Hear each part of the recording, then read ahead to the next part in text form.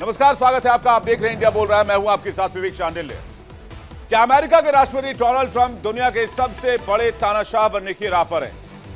क्या अमेरिकी राष्ट्रपति Donald Trump Kim Jong Un को भी पीछे छोड़ देना चाहते हैं? क्या अमेरिका में अब सिर्फ डोनाल्ड ट्रंप का कानून चलेगा, अमेरिकी कानून नहीं चलेगा, अमेरिकी लोकतंत्र नहीं चलेगा? और क्या दुनिया पर डोनाल्ड ट्रंप तानाशाही थोपना चाहते हैं? दरअसल वेनेजुएला पर जब अमेरिका ने हमला किया तब पूरी दुनिया में इसकी गूंज सुनाई दी। भारत ने इसकी आलोचना की, लेकिन अब इसी हमले का एक ऑडियो वायरल हो रहा है। दावा किया जा रहा है कि ट्रंप पूरी दुनिया पर अपनी ताकत के बूते राज करना चाहते हैं। इसके अलावा ट्रंप के बयान, उनके फैसले और उनकी चाल ये चीख चीख कर कह रही है कि वो किम जोंग उन से भी आगे निकलना चाहते हैं, वो तानाशाह के बेताज बादशाह बनना चाहते हैं। क्या डोनाल्ड ट्रंप के सिर पर तानाशाह बनने का भूत सवार हो गया है? और यह बात कोई मैं हवा हवाई नहीं कह रहा हूं, इसके लिए मैं आपके सामने सबूत भी रखूंगा। और यह सवाल उठना लाजमी है कि जब तक डोनाल्ड ट्रंप रहेंगे, क्या वो राष्ट्रपति की कुर्सी नहीं छोड़ेंगे? पिछले साल ट्रंप खुद ये कह चुके हैं कि सिर्फ 2 बार राष्ट्रपति बनने के नियम में वो बदलाव चाहते हैं। यानी जिस तरह से नॉर्थ कोरिया में सत्ता नहीं बदलती, जिस तरह से चाइना में सत्ता नहीं बदलती, इसी तरह से अमेरिका में भी सत्ता नहीं बदलेगी। और एक नए तानाशाह का उदय शायद इस वक्त दुनिया देख रही है। भूल जाइए किम जोंग उन को, भूल जाइए शी जिनपिंग को, भूल जाइए हिटलर को, भूल जाइए मुसोलिनी को, भूल जाइए माओ को, भूल जाइए स्टालिन को। इन सब से आगे निकल जाएंगे डोनाल्ड ट्रंप। इंडिया बोल रहा है में आज इसी मुद्दे पर सबसे बड़ी चर्चा। आज की तारीख में दुनिया एक तानाशाही सोच का उदय देख रही है। आप किम जोंग को भूल जाइए, शी जिनपिंग को भूल जाइए, हिटलर को भी भूल जाइए, मुसोलिनी माओ को भूल जाइए, स्टालिन को भूल जाइए। आज की तारीख में एक नया नाम उदय हो रहा है, एक ऐसा शख्स जो पूरी दुनिया को अपनी मर्जी से चलाना चाहता है, और इसे ही तो तानाशाही कहते हैं। वो दुनिया के किसी भी देश को नहीं बख्शेगा। दुनिया का कोई भी राष्ट्राध्यक्ष अब उस तानाशाह की नजर से नहीं बच पाएगा। क्या दुश्मन, क्या दोस्त, इस तानाशाह के कोप से कोई नहीं बच सकता। और इनका नाम है डोनाल्ड ट्रंप। पीसीआर सामने की ग्राफिक्स रखिएगा प्लीज। आपने बिल्कुल ठीक सुना है, वही अमेरिका के राष्ट्रपति जो पूरी दुनिया को अपने निजी स्वार्थ के लिए अपने मसल पावर से कुचल देना चाहते हैं। ये जो कुर्सी आप देख रहे हैं इस तरफ, और ये जो कार्रवाई आप देख रहे हैं इस तरफ, ये वो कार्रवाई है जिसने पूरी दुनिया को हिलाकर रख दिया। और पूरी दुनिया के ऊपर कुछ इस तरह से पावर चाहते हैं डोनाल्ड ट्रंप, यानी गेम ऑफ थ्रोन्स की तरह। ये वही ट्रंप है जो Gaza, Iran, Syria, Lebanon, Ukraine, रूस और चीन जैसे देशों पर सवाल उठाते हैं। किम जोंग उन से सवाल पूछते हैं, मानवाधिकारों के हनन का आरोप लगाकर इन देशों पर आक्रमण करते हैं, सबक सिखाने की धमकी देते हैं, ताइवान पर चीन के कब्जे की साजिश के खिलाफ खुलकर खड़े होने का दावा करते हैं। तो दूसरी तरफ इनके सैकड़ों कारनामे ये कहने को मजबूर कर रहे हैं कि ट्रंप अब तानाशाह बनने की राह पर चल पड़े। यह बात कोई हवा हवाई नहीं है, बहुत गंभीर सवाल है। और इस सवाल को खड़ा करने वाले एक तो नहीं, हजारों लाखों लोग मौजूद हैं और हजारों सबूत हैं। वेनेजुएला का सबसे ताजा सबूत ले लीजिए, जिस पर अमेरिकी हमले से जुड़ा एक ऑडियो ट्रंप की क्रूरता की कहानी बयां कर रहा है। वेनेजुएला के पूर्व राष्ट्रपति निकोलस मादुरो फिलहाल अमेरिका की जेल में हैं। उन्हें 3 जनवरी को रात में अमेरिकी राष्ट्रपति डोनाल्ड ट्रंप ने कुछ इस तरह से उठाया था, अपने कमांडोज भेजकर, जहां उन पर कई गंभीर आरोप लगाए गए। उन आरोपों के आधार पर उन पर मुकदमा चलाया जा रहा है। लेकिन वेनेजुएला की उस रात में क्या हुआ था वेनेजुएला में, जिस रात अमेरिकी सेना वहां पहुंचे थे, इसकी परतें धीरे धीरे सामने आ रही हैं। उस रात का एक ऑडियो सामने आया है जिसमें कई चौंकाने वाली बातें। हालांकि इस ऑडियो की पुष्टि इंडिया डेली नहीं करता है, लेकिन ऑडियो में जो दावे किए जा रहे हैं वो सत्ता के सबसे क्रूर खेल की गवाही है, वो अमेरिका के सबसे क्रूर खेल की गवाही है। जो काम अमेरिका अब तक पर्दे के पीछे से कर रहा था, ऐसा लगता है वो पर्दा ही हट गया है। लीक ऑडियो ने उस भयावह रात के रहस्य पर पर्दा उठाया जब मादुरो की गिरफ्तारी के बाद देश की कमान डगमगा गई थी। उस रात सत्ता के गलियारों में अफरा तफरी थी, फोन पर धमकियां दी जा रही थी, समय की सुई बहुत तेज रफ्तार से दौड़ रही थी। सामने था जीवन और मरण का फैसला और अल्टीमेटम सिर्फ 15 मिनट का। इस वायरल ऑडियो ने यह सवाल खड़ा कर दिया है, क्या यह सिर्फ सत्ता परिवर्तन था या योजनाबद्ध तख्ता पलट, जिसमें डर और ब्लैकमेल को हथियार बनाया गया। ऑडियो में दावा किया गया है कि मादुरो के कैबिनेट को कहा गया कि 15 मिनट में अमेरिकी शर्तों पर हस्ताक्षर करो वरना गोली मार दी जाएगी। वेनेजुएला के वो 15 मिनट, मादुरो की गिरफ्तारी और 15 मिनट का अल्टीमेटम, अमेरिकी सेना के जवानों की धमकियां और ब्लैकमेल, मादुरो और उनकी पत्नी के मारे जाने का दावा, उसके बाद वेनेजुएला में शांति बनाए रखने और एकता की अपील। रोड्रिगेज की कई महीनों पुरानी गुप्त बातचीत की रिपोर्ट सामने आई। सत्ता हस्तांतरण का पहले से अमेरिका में स्क्रिप्ट रेडी था, यह दावा किया गया। वेस्टर्न मीडिया की एक रिपोर्ट जो लीक हुई है, उसमें जो आवाज सुनाई दे रही है वो वेनेजुएला की कार्यवाहक राष्ट्रपति डेल्सी रोड्रिगेज की बताई जा रही है।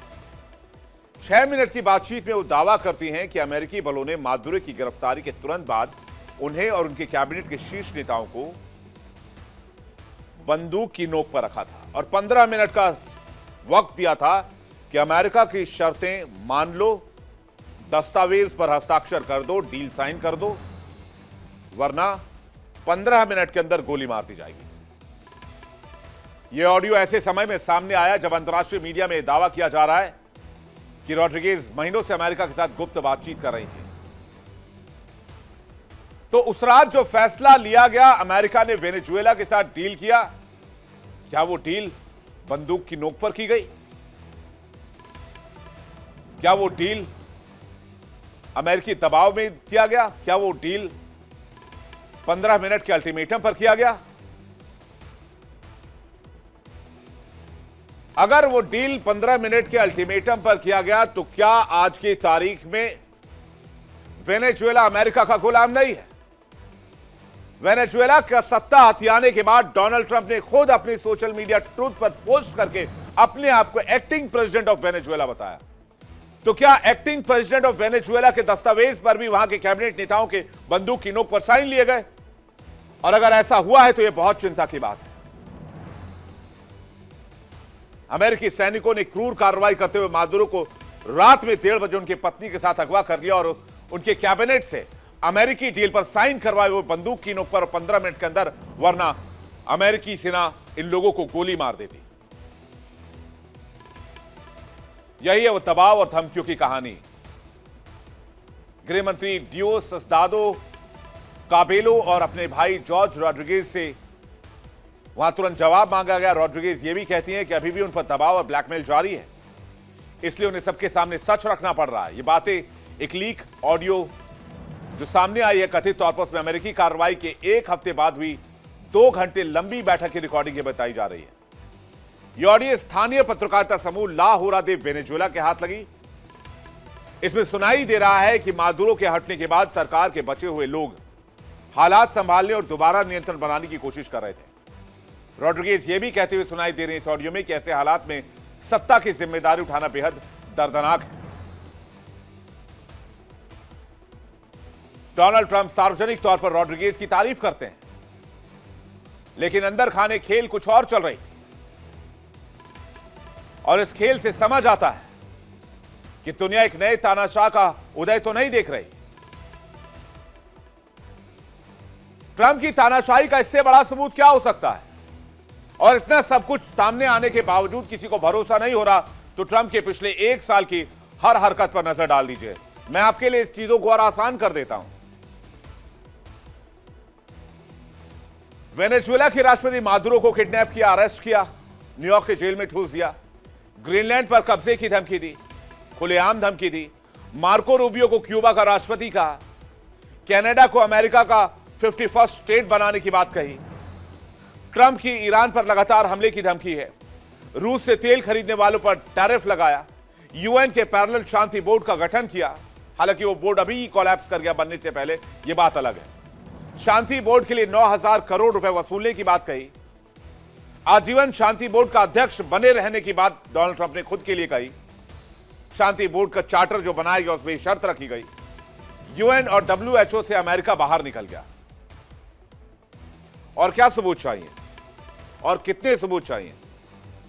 क्या डोनाल्ड ट्रंप तानाशाह नहीं बनना चाहते, जिसकी गवाही उनके पिछले 5 साल में बढ़ती बेतहाशा संपत्ति भी देती है?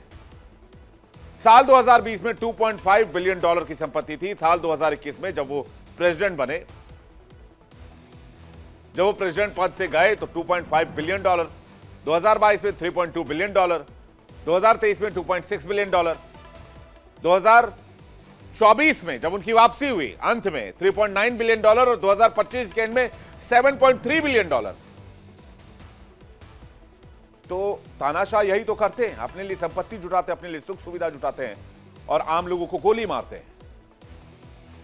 एक तरफ अपने सैनिकों के दम पर दुनिया जीतने के मिशन पर निकले हुए हैं, दूसरी तरफ अपनी संपत्ति बढ़ा रहे हैं, शांति बोर्ड बना रहे हैं, दुनिया भर के देशों पर दबाव डाल रहे हैं, धमका रहे हैं, टैरिफ की धमकी दे रहे हैं, अपने बेटे और दामाद की कंपनी के साथ डील करवा रहे हैं। जिस देश में वो जाते हैं वो उम्मीद करते हैं उन्हें बेशकीमती गिफ्ट दिए जाएं। यहां तक ट्रंप टाइटल का इस्तेमाल करने वाली कंपनियों से रॉयल्टी भी लेते हैं। भारतीय बिल्डर से भी रॉयल्टी लेते हैं, क्योंकि यहां भी बहुत सारे ट्रंप टावर बनाए गए हैं।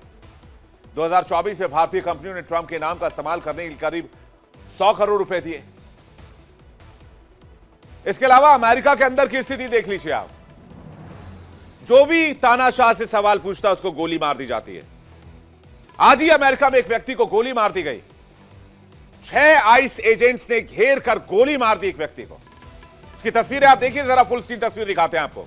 कैसे एक व्यक्ति को धक्का दिया जाता है, बीच सड़क पर पटका जाता है और एक के बाद एक गोली मारी जाती है। मैं आपको आवाज भी सुनवाता हूं, जरा एम्बियंस सुनाएगा पीसीआर इस घटना का।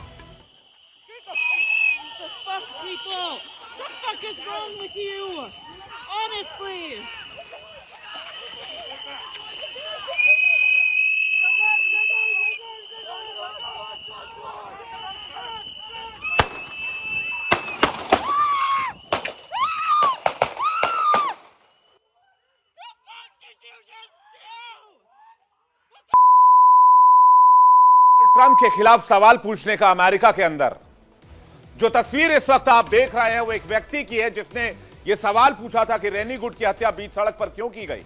रैनी गुड की हत्या भी कुछ इसी तरीके से आइस एजेंट्स ने की थी, जहां पर 5 से 6 आइस एजेंट्स ने रैनी गुड के कार को घेरा था और कार पर एक के बाद एक फायरिंग की थी और 3 गोली पॉइंट ब्लैंक रेंज से रैनी गुड को मारी गई थी। उसके बाद एक डॉक्टर जो अमेरिकियों की सेवा कर रहे थे और खुद एक अमेरिकी नागरिक थे, born and brought up America, बीच सड़क पर गोली मारी गई। दुनिया के देशों को धमकाना, अपने लोगों पर गोली चलवाना, जो सवाल पूछे उसको गोली मार देना, किसी को भी घर से खींचकर बाहर निकाल देना, ये तानाशाही नहीं तो क्या है? इसको दुनिया और क्या शब्द में बयां कर सकती है? बातचीत करने के लिए मेहमानों का एक बड़ा पैनल इस वक्त हमारे साथ जुड़ रहा है। ग्रुप कैप्टन यूके देवनाथ हमारे साथ जुड़ रहे हैं इस वक्त। स्वागत है सर आपका।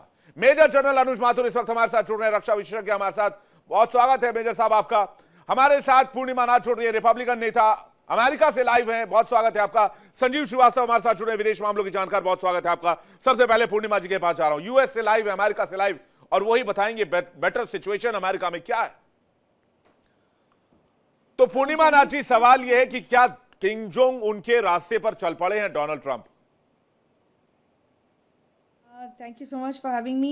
Much appreciated. Namaste and Jai Hind. जय मैम। जय हिंद सर। पहले तो ये बात है, मैं आपने किंग जंग उंग के बारे में बताया तो मैं कोट कहना चाहती हूँ आपको। 2018 की है, डोनाल्ड ट्रंप ने बताया था during a conversation between in interview, Fox and friends का था। Quote, he is the head of a country and I mean he is the strong head.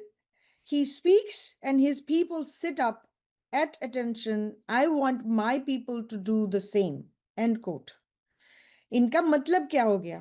Kim Jong उंग जो करता है, लोग आके उसको जब भाषण देते हैं, लोग बैठते हैं, मैं भी चाहता हूं कि मेरा भी लोग ऐसे करे।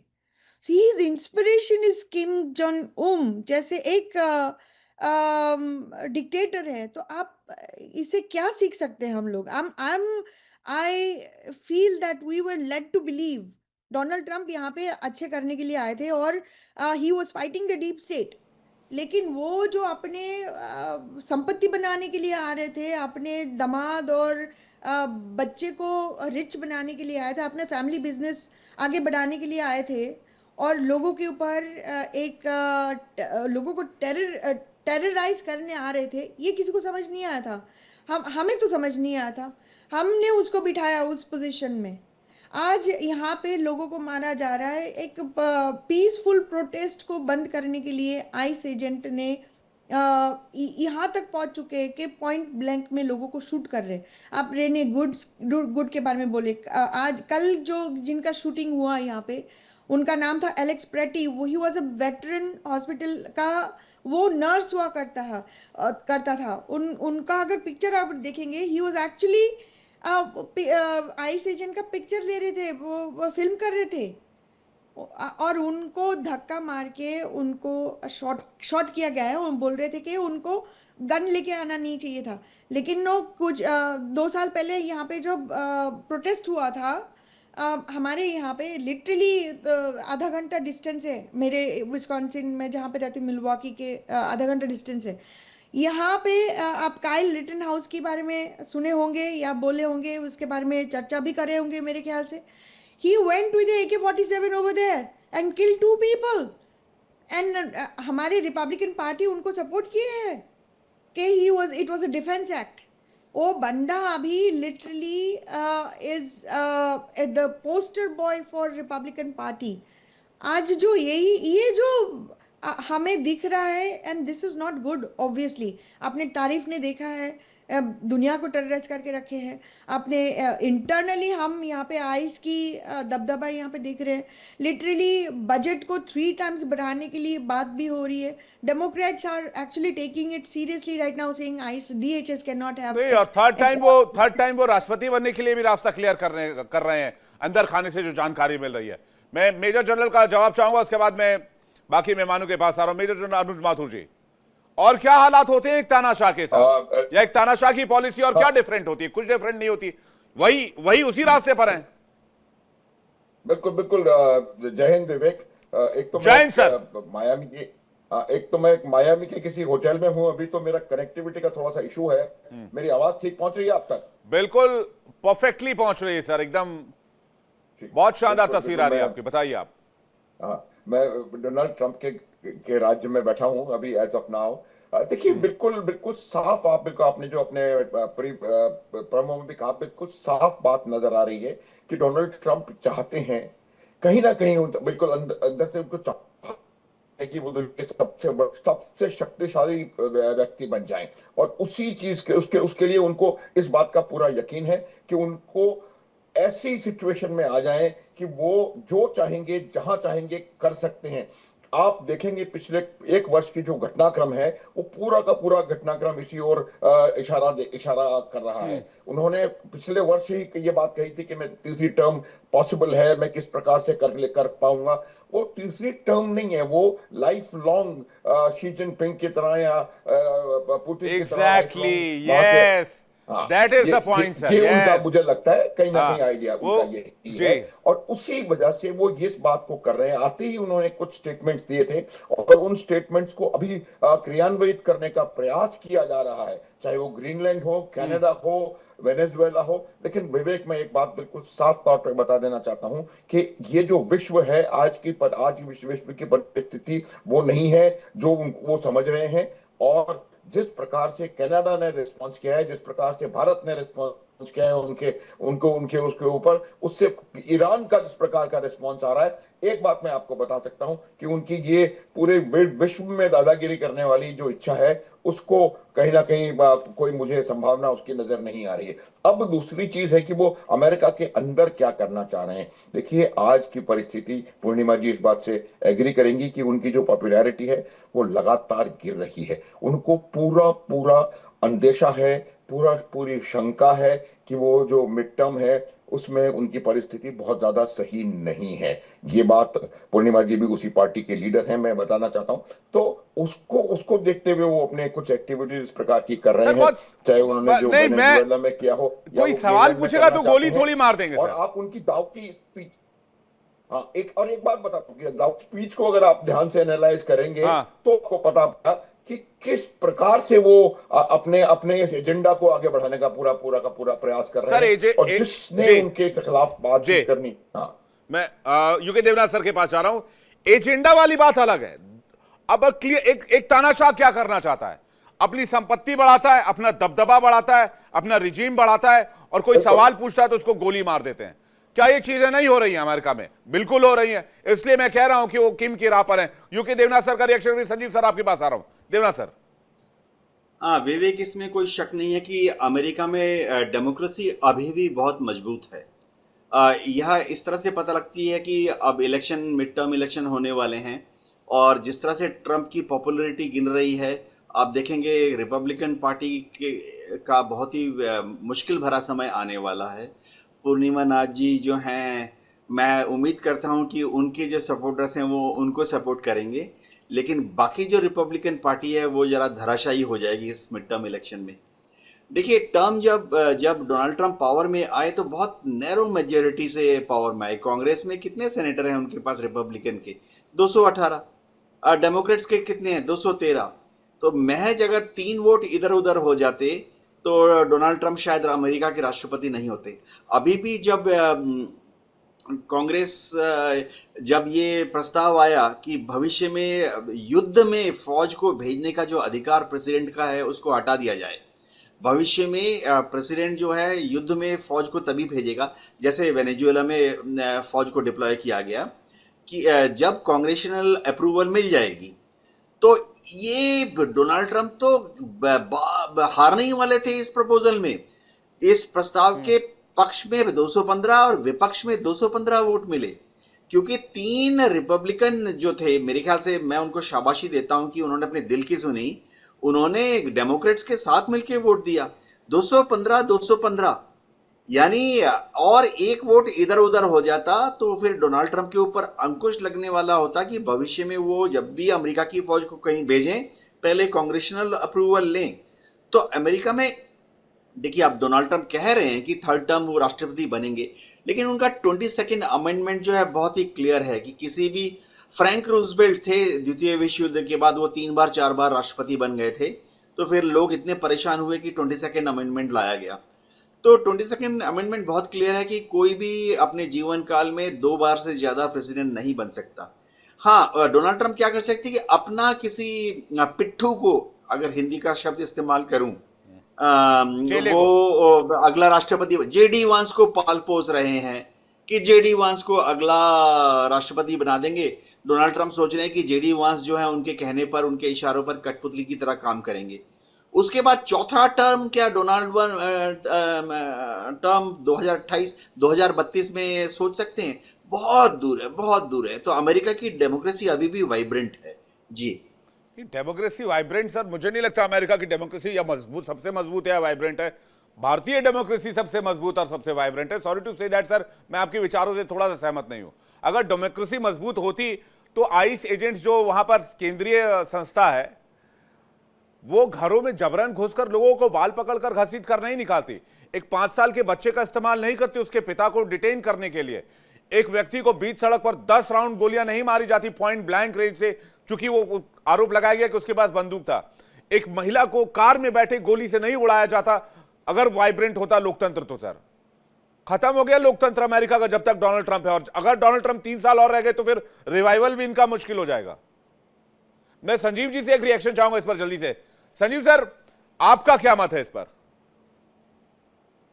देखिए विवेक जी, मेरा ऐसा मानना है कि अमेरिका की जो डेमोक्रेसी के जो रूट्स हैं वो बहुत ही गहरे हैं, बहुत मजबूत हैं। मैं देवनाथ साहब से सहमत हूँ। और अगर कोई अमेरिका की डेमोक्रेटिक और कॉन्स्टिट्यूशनल नॉर्म्स को वायलेट करने की कोशिश करेगा तो यूनाइटेड स्टेट्स ऑफ अमेरिका का जो कॉन्स्टिट्यूशन है ऐसे किसी भी व्यक्ति को पनिश करना भी जानता है। इम्पीचमेंट के भी प्रावधान उसमें हैं। और रिचर्ड निक्सन का आपके दर्शक जानते होंगे कि उनको इम्पीच किया ही जाने वाला था, और उस एम्बेरसमेंट से बचने के लिए उन्होंने पहले ही इस्तीफा दे दिया और वो किनारे हो लिए थे। तो ये जो पूरी जो स्थिति है, अगर डोनाल्ड ट्रंप अमेरिका की छवि पर इसी तरीके से सवालिया निशान खड़े करते जाएंगे, अपने लोगों को गोलियों से भूनने का काम करेंगे और अपने पड़ोसियों को, अपने क्लोज स्ट्रेटेजिक पार्टनर्स को, अपने एलाइज को और पूरे अंतर्राष्ट्रीय समुदाय को अपना शत्रु बनाने की कोशिश करेंगे। यहाँ तक कि अब यूरोपियन एलाइज को भी नहीं छोड़ा है, और यूरोपियन एलाइज जो कभी लाइन लगा के बैंड वैगनिंग किया करते थे यूनाइटेड स्टेट्स ऑफ अमेरिका की, आज वो पोस्चरिंग कर रहे हैं और वो अब अन्य पार्टनर्स की तलाश में है। उर्सुला वॉन डेर वही भारत में है, और किस तरीके का उन्होंने डावोस में बयान दिया, कनाडा के प्राइम मिनिस्टर ने और फ्रांस के राष्ट्रपति ने किस तरीके का बयान दिया, ये सब सामने है। तो देखिए, अमेरिका का जो पॉलिटिकल एस्टेब्लिशमेंट है वो बहुत ही गहरा है, सशक्त है, मजबूत है। और ये जो पॉलिटिकल एस्टेब्लिशमेंट की मैं बात कर रहा हूं, तो उसमें जाहिर है कि रिपब्लिकन पार्टी मैं भी शामिल है। संजीव सर आपकी बातों से सहमत हूं, पॉलिटिकल एस्टेब्लिशमेंट मजबूत है, लेकिन आपने वो वेनेजुएला की प्रेसिडेंट, एक्टिंग प्रेसिडेंट जो है वो डेल्सी रॉड्रिगेज, उनका वो वायरल ऑडियो शायद सुना होगा, जिसमें कहा गया कि उनको 15 मिनट का वक्त दिया गया और कहा गया अमेरिकी शर्तों को मानो, सिग्नेचर करो, वरना 15 मिनट में आपको सबको यहाँ पूरे कैबिनेट को गोली मार देंगे। ये क्या है? ये जो तानाशाही, ये बिल्कुल तानाशाही है। और क्या, ये बिल्कुल तो ये जो अमेरिका के डेमोक्रेटिक नॉर्म्स को, अमेरिका का की जो कही गई बातों को जरा भी वो रिप्रेजेंट नहीं करते हैं। और एक राष्ट्र जो कि घूम घूम कर पूरे विश्व में डेमोक्रेसी की, ह्यूमन राइट्स की, डेमोक्रेटिक रूल्स बेस्ड ऑर्डर का कस्टोडियन होने का दावा किया करता था। और भारत में जब आते थे तो ये कहते थे शेयर डेमोक्रेटिक वैल्यूज और दो विश्व के सबसे लोग। क्या ये वेनेजुएला के राष्ट्रपति के खिलाफ जो आपने एक्शन लिया है वो किसी राष्ट्र की सॉवरेनिटी का और टेरिटोरियल इंटीग्रिटी का और यूएन चार्टर का वायलेशन नहीं है? ये बिल्कुल वायलेशन है, ये तो तानाशाही है। और आईसीई के एजेंट तो जिस तरीके का बर्ताव कर रहे हैं, तो मुझे हिटलर के समय की याद आती है कि हिटलर की जो पुलिस, सीक्रेट पुलिस हुआ करती थी, या जो उसकी जो तानाशाही वाली पुलिस होती थी, जिस तरीके से जर्मन के लोगों के ऊपर और यहूदियों के ऊपर अत्याचार करती थी, उस तरीके की स्थितियां अमेरिका के अंदर दिख रही हैं, जो कि अनप्रेसिडेंटेड है। इस तरीके से अमेरिका पहले से ही जो अनेक समस्याओं से जूझ रहा था, जाहिर है कि उससे भी कहीं ज्यादा बड़ी समस्याएं अब डोनाल्ड ट्रंप अपनी पुलिस को लोगों के खिलाफ लगा के कर रहे हैं। और इस तरीके का जो तस्वीरें और इस तरह की घटनाएं जो आईसी एजेंट्स के द्वारा की जा रही हैं, वो जाहिर है कि अमेरिका की जो आंतरिक स्थितियों को भी काफी खराब करती जा रही हैं। रिपब्लिकन पार्टी के नेता पूर्णिमा नाथ जी जिस तरीके की बातें करती हैं, वो जाहिर है कि वो बताता है कि रिपब्लिकन पार्टी के अंदर कितना ज्यादा रिसेंटमेंट बढ़ता जा रहा है। और जैसे कि अभी देवनाथ साहब ने बताया कि जो वॉर पावर्स एक्ट को की जो प्रेसिडेंशियल पावर्स होती हैं उस पर लिमिट लगाने के लिए, लगाम लगाने के लिए जिस तरीके से कई रिपब्लिकन सीनेटर्स ने जा करके डेमोक्रेट्स के साथ मिलकर के मतदान दिया है, वो तो आने वाले भविष्य के संकेत हैं कि अगर ऐसी ही स्थिति रही तो वहां पर इम्पीचमेंट का अगर कोई मोशन आता है और ये जो रिपब्लिकन डेमोक्रेट्स के साथ चले जाते हैं तो ये इम्पीच भी हो जाएंगे। और देखिए, जहां तक राष्ट्रपति फिर से बनने का प्रश्न है, वो तो नहीं होने वाला है, क्योंकि यूनाइटेड स्टेट्स ऑफ अमेरिका के कॉन्स्टिट्यूशन में अगर ऐसा कभी तीसरे टर्म का किसी को राष्ट्रपति बनना है तो पूरा संविधान बदलना पड़ेगा। और अमेरिका का संविधान विश्व का सबसे कठोर संविधान है। अगर वहां पर संविधान संशोधन करना होता है तो दोनों सदनों में दो तिहाई बहुमत चाहिए, और उसके बाद जो प्रस्ताव पारित होगा वो पूरे अमेरिका के 50 राज्यों में 3/4 जो वहां पर 3/4 of the in total 50 states को उनको समर्थन देना पड़ेगा, तब जाकर के सर। लेकिन वो पिछली बार 2021 में कैपिटल हिल में क्या हुआ था सर? उसके ऊपर उनके ऊपर केस चल रहा है, वो उसका और उसके बावजूद वो राष्ट्रपति बने। हाँ, वो तो एक प्रेसिडेंशियल इम्यूनिटी की वजह से ऐसा है, लेकिन जिस दिन वो राष्ट्रपति नहीं रहेंगे वो केस फिर से रिवाइव होगा। और यदि इसी तरीके का उनका बर्ताव रहा तो जाहिर है कि आने वाले समय में जब वो राष्ट्रपति पद से हटेंगे तो उसके बाद उनको अनेकों केसेस का सामना करना पड़ेगा, ये भी मैं देखता हूं।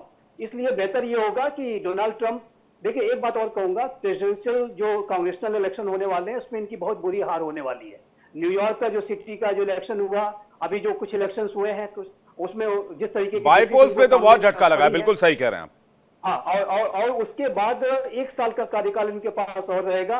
अंतिम का जो कार्यकाल जो लास्ट ईयर जो होता है वो लेम डक प्रेसिडेंट होता है, वो कुछ के पास ज्यादा कुछ करने के लिए होता नहीं है, वो सिर्फ समय काटने वाला काम करता है। तो डोनाल्ड ट्रंप के पास बस अगर लिए दिए 2 साल का समय है लेकिन ये जिस तरीके की नीतियों पे चल रहे हैं, ऐसा लगता है कि 2 साल के अंदर ये पूरे रिपब्लिकन पार्टी का बेड़ा गर्क करके ही जाएंगे और फिर आने वाले राष्ट्रपतियों को बहुत मशक्कत करनी पड़ेगी, तब जाकर के अमेरिका अपनी क्रेडिबिलिटी को रिस्टोर कर पाएगा। ये मैं स्पष्ट रूप से कहना चाहता हूँ। ये भरोसा तो खोखला कर दिया अमेरिका का इस व्यक्ति ने।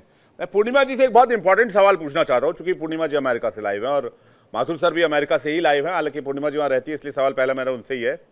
ये जो वेस्टर्न मीडिया बड़ा चीख कर चिल्ला कर दुनिया के मानवाधिकारों पर सवाल पूछता था, कहाँ है ये लोग आज की तारीख में? ये कहाँ छिप गए सूडो सेक्युलर पत्रकार? ये कहाँ है ये मीडिया जो पूरी दुनिया में, भारत में बहुत डबल स्टैंडर्ड हो रहा है, यहां के अल्पसंख्यकों को दबाया जा रहा है? यही सवाल पूछता था ना वेस्टर्न मीडिया हमसे। भारत में बहुत चीजें इंबैलेंस हो रही है, भारत में बहुत गरीबों को सताया जा रहा है, भारत में बहुत लोग भूखे हैं, भारत में मानवाधिकारों का उल्लंघन हो रहा है। पूर्णिमा जी, यही सवाल होता था आपकी देश में बैठी मीडिया का। वो मीडिया कहां खामोश है रेनी गुड की मौत पर, वो प्रीति की मौत पर? ये तो इम्पोर्टेंट सवाल है। मैं तो आपको कई सालों से यही क्वेश्चन आपको भी पूछ रही थी, आप क्यों क्वेश्चन नहीं उठाते हो? वेस्टर्न मीडिया का ये जो दबदबा रहा, it has been always been there और हमेशा रहेगा, मेरे ख्याल से इमीडिएटली ख़त्म नहीं होने वाला है। वेदर वेस्टर्न वाशिंगटन पोस्ट हो या न्यूयॉर्क टाइम्स हो, वो न्यूयॉर्क टाइम्स लिटरली इसके बारे में बात करो तो इंडिया में वो ढूंढ रहे थे नरेंद्र मोदी को अपोज करने वाले कोई जर्नलिस्ट। वेस्टर्न मीडिया भारत के टेररिस्टों को एक्सट्रीमिस्ट लिखता है और अपने नेता को क्या वो तानाशाह लिख सकता है? मेरा खुला चैलेंज है। नहीं लिखेंगे, अभी सबका जवान बंद हो चुका है। अभी डोनाल्ड ट्रंप आने के बाद क्या क्या हुआ आप वो भी देख लीजिए ना। This is not just one thing. यहाँ पे आइस को अनलिश करना, बॉर्डर पेट्रोल एजेंट्स को विद इन द कंट्री में अनलिश करना, this is actually illegal act. आप बॉर्डर में करिए ना, आप इंटरनल क्यों कर रहे हो? और उनकी लिटरली उनके बजट बढ़ा के 3 टाइम्स इंक्रीज करा जा रहा है। और बिग अगली बिल कहूँगी मैं, ब्यूटीफुल तो है नहीं, उसमें लिटरली टैक्स क्रेडिट कट दिया गया है बिलियनर्स को। और जो बार बार कहते कि tips tax, no tax on tips, this is temporary, उसको वापस लाना पड़ेगा कांग्रेस को in order to pass that. So unfortunately, he is actually working for the big corporations. East India company भी कॉरपोरेशन ही हुआ करता था। आप मीडिया की बात कर रहे हो, यहाँ पे कंसोलिडेशन हो रही है। अभी नेटफ्लिक्स का जो डील होने वाला है उसमें भी जैरेड कुशनर का नाम आया है। अब गाजा पीस में भी जैरेड कुशनर लिटरली बैठा हुआ है। वो जो $25 बिलियन का प्रोजेक्ट आप बोल रहे हो, ओशन फ्रंट प्रॉपर्टीज के बारे में बात कर रहे हैं। अब जो यूक्रेन की और रशिया की डील है उसमें भी जैरेड कुशनर और स्टीव विटकॉफ बैठा हुआ है। उन लिटरली डोनाल्ड ट्रंप जूनियर और स्टीव विटकॉफ की बेटा एलेक्स विटकॉफ, वो पाकिस्तान के साथ साल 2024 में इन भाई साहब की प्रॉपर्टी $3.4 बिलियन थी, जो $7 बिलियन क्रॉस कर गई एक ही साल में। ऐसा क्या कमाल हो गया भाई कि प्रॉपर्टी डबल हो गई? मैं बार बार वही तो कह रहा हूं कि एक तानाशाह क्या करता है, अपने लिए पैसा बनाता है, अपनी रिजीम बढ़ाता है, अपना दबदबा बनाता है, दूसरे देशों पर हमला करता है, आक्रमण करता है, दूसरे देशों को दबाता है, धमकाता है। और क्या लक्षण होते हैं सर? एक आंकड़ा आपको देती हूँ, रॉयटर्स ने पब्लिश किया था। फर्स्ट हाफ ईयर्स ऑफ 2024 अब डोनाल्ड ट्रंप के ऑर्गेनाइजेशन का इनकम 51 मिलियन था और 2025 का फर्स्ट हाफ का इनकम उनके पास $864 मिलियन था। It was a 1600% increase sir. He is using the position to make sure that उसके जो फैमिली डायनेस्टी का प्रॉपर्टीज हो, नाम हो, पैसे हो, अपना बैंक बैलेंस हो बढ़ाए और अपना नाम का लेगेसी ऐसे रख के जाना चाहते हैं कि उनका जो छवि है, उनका जो वो पत्थर जो लगा के रखे हैं साउथ डेकोटा में, उनका भी वहाँ पे पत्थर में उनका पिक्चर बने। इसीलिए नोबेल प्राइज़ के पीछे पड़े हुए थे। किसी और का नोबेल प्राइज़ भी छीन लिया है। इनका जो ग्रीड है, इनका जो लस्ट है, वो अभी दिख रहा है। And it's absolutely not outside the boundary कि वो नाजी जो हमारी जो आइस जो फोर्स है वो नाजी एसएस मागा सीक्रेट पुलिस की जैसा बिहेव कर रहे हैं। उनका मास्क होता है, वो लिटरली कह रहे कि हमें अटैक करा जा रहा है इसीलिए हम लोग मास्क पहनते हैं। इसका मतलब क्या है कि आप कुछ भी कर सकते हो, आपको फिल्म नहीं कर सकते। आपका जो एजेंडा, आपको जो यहाँ पे लोगों को डरा रहे हो, धमका रहे हो, लोगों को पिकअप कर रहे हो, लिटरली 5 ईयर ओल्ड को एज ए बेट यूज करके आप उसका पिता को पकड़ने के लिए बात कर रहे हो। This are the indication.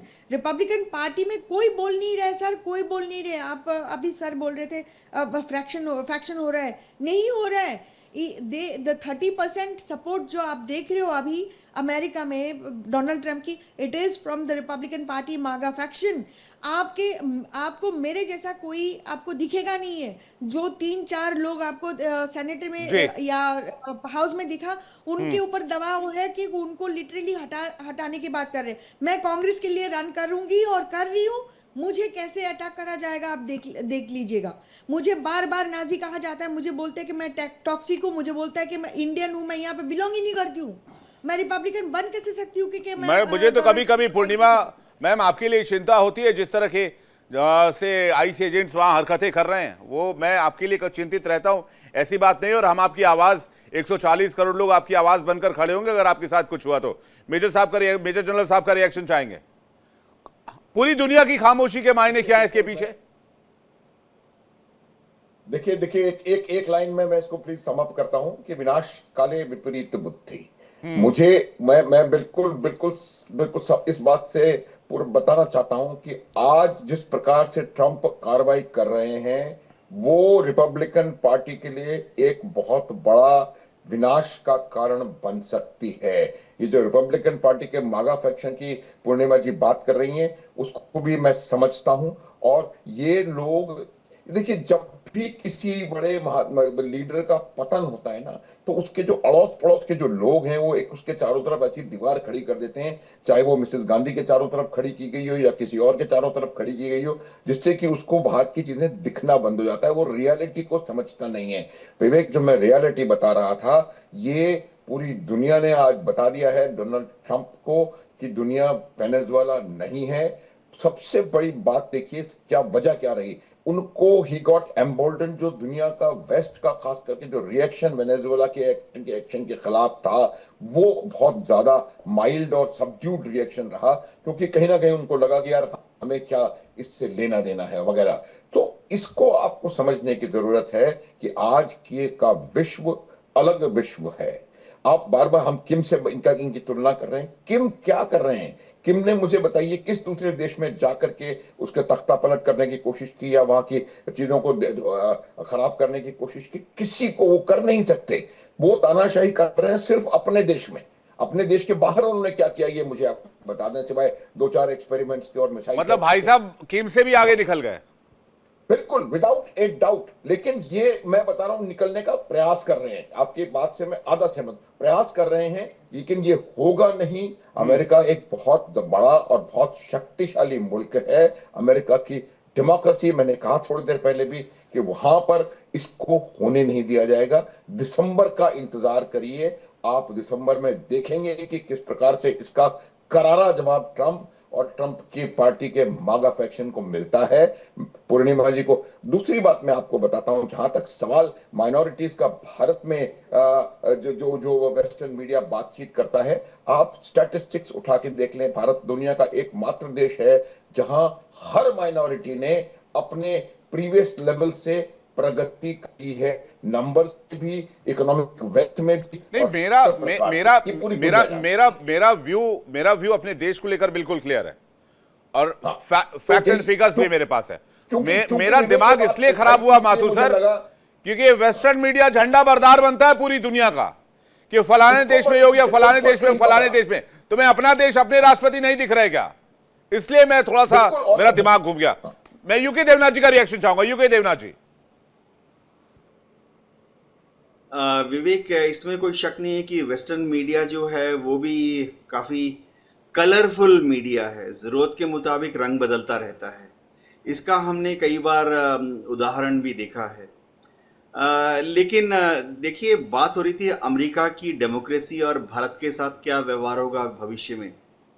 Donald Trump को रिपब्लिकन पार्टी को अब ये समझना पड़ेगा कि भारत को धमका के वह भारत को सकपका नहीं सकते।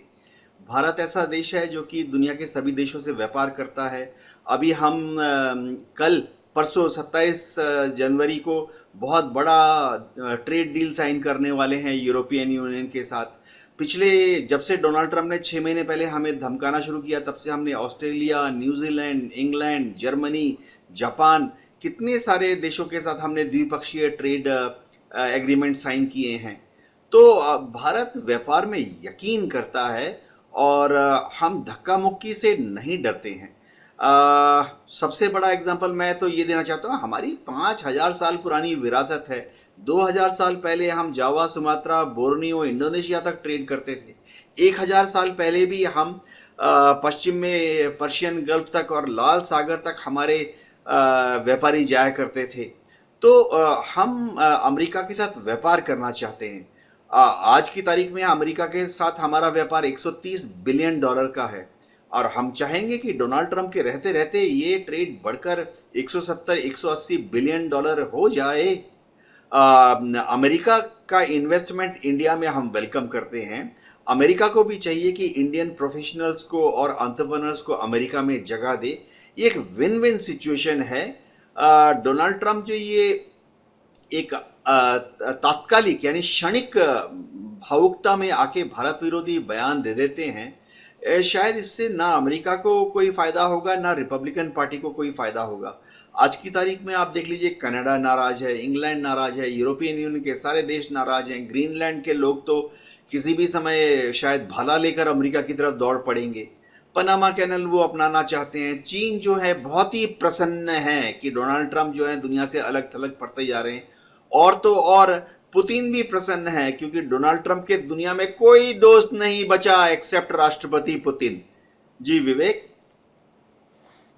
संजीव सर, क्या इलाज इस व्यक्ति का? देखिए, लाइटर वे में मैं एक बात जरूर कहना चाहता हूं कि डोनाल्ड ट्रंप अब ये चाहे तो वो नोबेल शांति पुरस्कार का जो दावा है वो एक आधार पर जरूर कर सकते हैं कि उन्होंने भारत और यूरोपियन यूनियन के बीच के जो संबंध है उसको और प्रगाढ़ कर दिया। भारत और रशिया की जो दोस्ती है उसको और गहरा कर दिया। और जाहिर है कि उन्होंने कई ऐसे, जो उनको उसके लिए धन्यवाद भी देना चाहिए कि उन्होंने कई ऐसे कदम उठाए कि जिससे कि जो पहले की असंभव हुई चीजें लगती थी वो अब संभव दिखाई देने लगी हैं। और जो अनेक जो राष्ट्र हैं उनके बीच की एकता बढ़ती जा रही है। तो एक तरह से उन्होंने एक नई स्थिरता और नए तरीके की शांति लाई है। तो इस आधार पे अगर वो अपना नोबेल शांति पुरस्कार का दावा करें कि हमने भारत और रशिया की दोस्ती और मजबूत करा दी, भारत और ईयू की दोस्ती मजबूत करा दी, तो उसको कहीं कोई ज्यादा गंभीरता के साथ लेगा। और जो पहला वाला दावा तो कोई गंभीरता के साथ नहीं लेने वाला। 8 युद्ध तो समाप्त कराने का दावा करते हैं, लेकिन 9वां, 10वां और 11वां युद्ध वो खुद ही शुरू करने जा रहे हैं।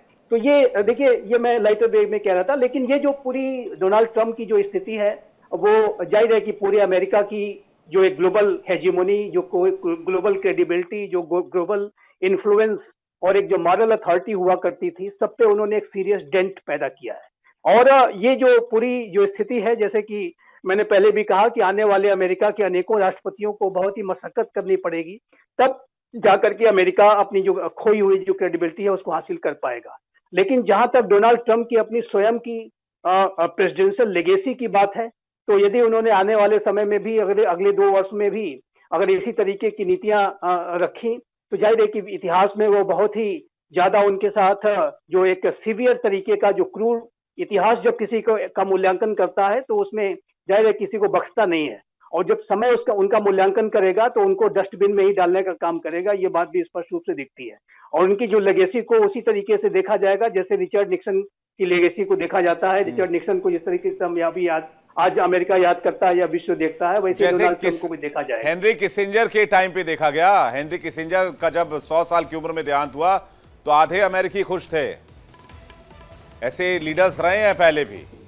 और डोनाल्ड ट्रंप ने भरा पड़ा है। बिल्कुल सर। और डोनाल्ड ट्रंप ने ऐसे एग्जांपल से बिल्कुल, डोनाल्ड ट्रंप ने अपने लिए चीजें बेशक खराब की हो, लेकिन अमेरिका को जिस गहरी खाई में डोनाल्ड ट्रंप लेकर जा रहे हैं वहां से अमेरिका को वापस आने में कितना वक्त लगे शायद अभी कह पाना बहुत मुश्किल है।